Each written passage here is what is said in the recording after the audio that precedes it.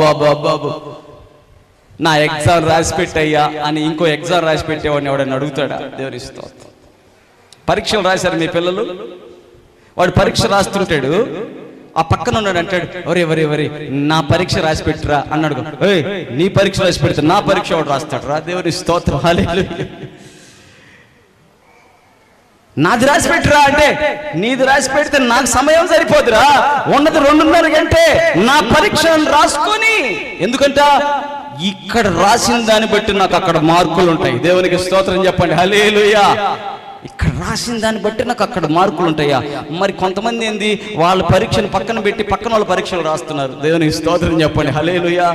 ఈ భూమి మీద చాలా మంది అండి,